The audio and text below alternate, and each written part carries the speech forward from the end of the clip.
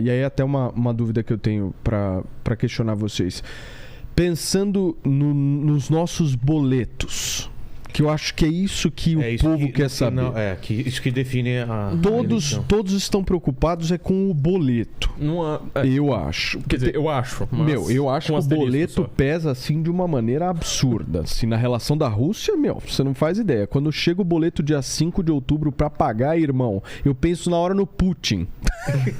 Eu falo, Putin, chegou a porra do boleto pra pagar. O que eu quero entender é o seguinte. Na hora da porra ele não pede. Se der Bolsonaro, o que muda no boleto? Se der Lula, o que muda no boleto? Pior que os dois vão mudar. Nesse ponto, acho que tá. Porque isso que eu quero entender. Não vai ser tão fixo. Porque eu tô usando, obviamente, uma figura de linguagem. O que eu quero saber, no nosso dia a dia, economia, as principais mudanças seriam baseadas no quê? Vamos imaginar o seguinte: temos um ano de governo Lula, temos um ano de governo Bolsonaro. Vamos imaginar que esse projeto tem final do ano que vem. Sim. Tá? O que mudou na nossa vida? E o boleto? Eu só quero dizer, em relação à política externa, se a gente olha o histórico, é assim. O Brasil geralmente só consegue articular uma política externa assertiva e ativa quando tem estabilidade política interna. Então, tivemos muito ativismo entre 95, Plano Real, até junho de 2013. Isso foi o que, na diplomacia, é considerado os anos mais ativos na história do Brasil.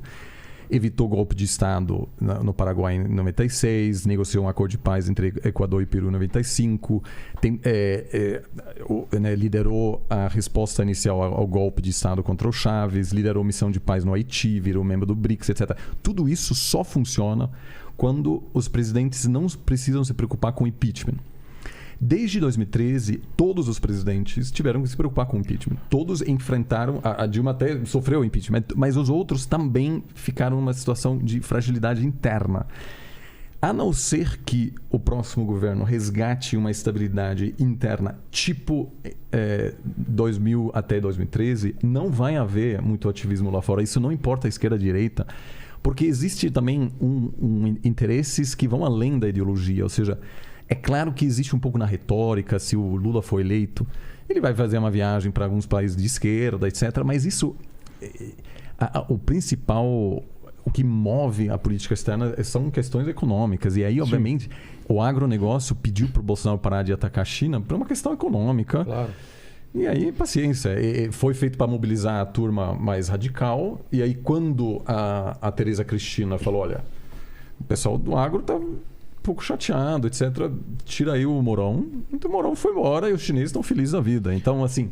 Mourão era a pessoa mais próxima dos chineses. Mas Mourão pensando... e Tereza Cristina. Então, assim, por exemplo, acho que a diferença nas grandes questões não é tão grande. Não é tão grande, com a única exceção de que o Bolsonaro está visto como uma imagem irrecuperável no Ocidente atualmente. Agora, se o Bolsonaro for reeleito, ele pode até estabelecer uma relação um pouco melhor com a Itália e com a Hungria. Mas fora disso... Mas, Oliver, pensando... Até ouvi o Flávio também.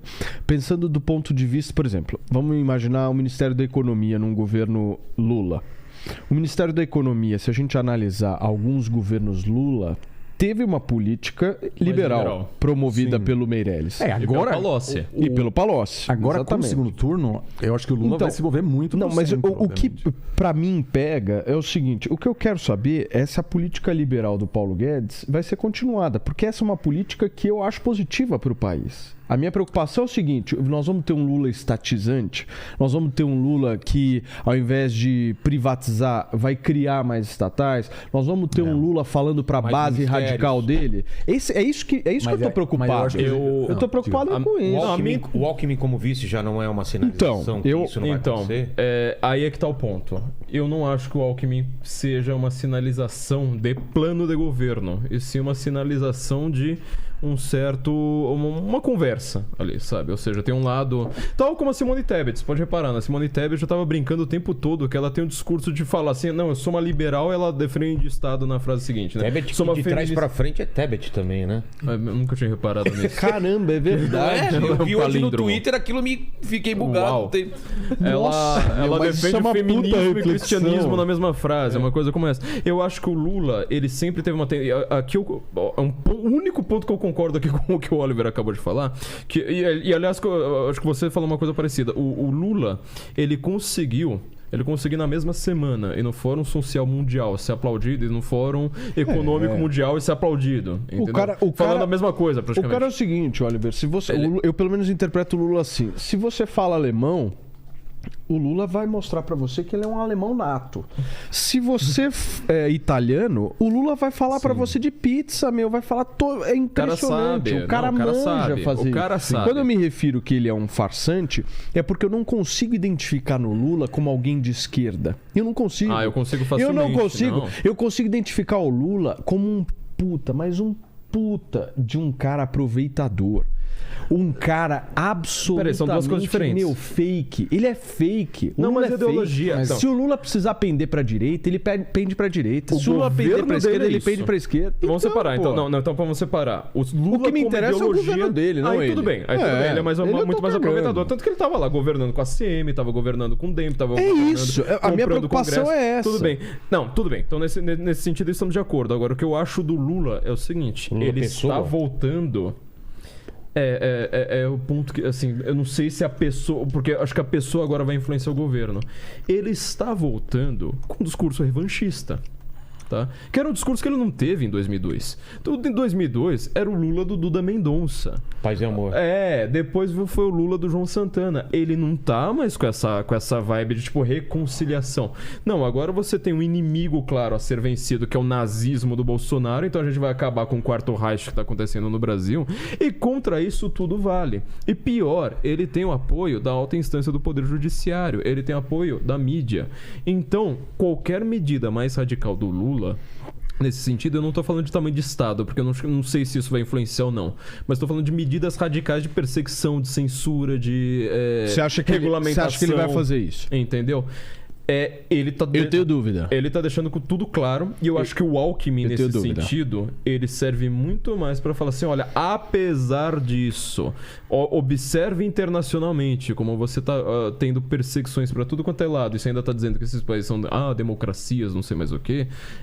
Permanece a mesma dinâmica. Eu acho que o Lula é um baita de um manipulador, mas assim, categoria hard level, assim. O cara se dá bem com todo mundo, em qualquer situação. Eu estaria se dando bem aqui. Se precisar se liberar o Paulo Guedes, é capaz até dele chamar o Paulo Guedes para ser ministro se for necessário. Ele sabe, fazer isso. Por isso é a minha dúvida.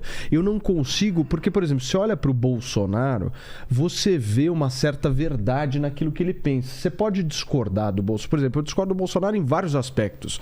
Mas o cara repete o mantra lá dele e ponto final. E ele em privado ele é a mesma coisa. O Lula não. O Lula teve mudanças profundas no governo Bolsonaro entre os primeiros 2 anos e os segundos 2 anos. Então, qual é o Bolsonaro real? Como assim? Em que sentido você fala? China. Grande mudanças radical. Hoje o Bolsonaro é maior. Ele disse explicitamente: o nosso futuro é trabalhar junto. Ele disse que a China é o futuro do Brasil e durante a campanha disse que nunca vou lidar... Você está pegando o exemplo da China. Não, mas eu vou pegar, por exemplo, o exemplo do Paulo Guedes. Ele já poderia ter demitido o Paulo Guedes há muito tempo. Foi pressionado, inclusive, para isso e manteve lá. Isso para mim, é uma indicação de que a política liberal minimamente liberal. Não estou falando que é uma política liberal. O Lula nunca demitiu o Samuel Pinheiro de Guimarães. O Paulo Guedes antes de ser eleito, né? A gente tem que sempre lembrar disso. Eu conversei com... acho que as 2 últimas vezes que eu entrevistei o Bolsonaro, eu fiz exatamente essas mesmas perguntas. Ou seja, o que você pensa da economia liberal? Porque este é um enigma. Um cara que já foi militar, que já foi hiperestatizante, que já defendeu o Petrobras, falou que o Fernando Henrique tinha que ter sido fuzilado por ter privatizado a Vale, isso tudo nos anos 90. Como é que ele tem um discurso liberal hoje? E dá pra ver que ele de fato abraçou essa causa. O Paulo Guedes, inclusive, ele dá um exemplo que assim, vai muito além do politicamente incorreto, que ele falou assim: cara, você que gosta tem toda essa visão de caserna, olha o que o Pinochet fez no Chile. O Pinochet, ele conseguiu, apesar de ser um ditador desgraçado, muito pior do que as ditaduras militares aqui do Brasil, ele conseguiu ter uma economia tão próspera que uma parte do Chile até hoje fala assim: olha, mas na época, sabe aquela coisa, na época da ditadura era melhor? O chileno, ele pensa isso em relação pelo menos à economia do Pinochet, com este tipo de exemplo, que era E o Paulo Guedes, como um discípulo do Milton Friedman fez um extremo lobby no Chile, acreditando que abrindo a economia você conseguiria abrir a política também. Isso deu errado. Isso deu errado como está dando errado na China. Mas ele conseguiu ter uma economia um pouco mais livre, e a China está com uma economia muito mais livre do que era na época do Mao Tse Tung.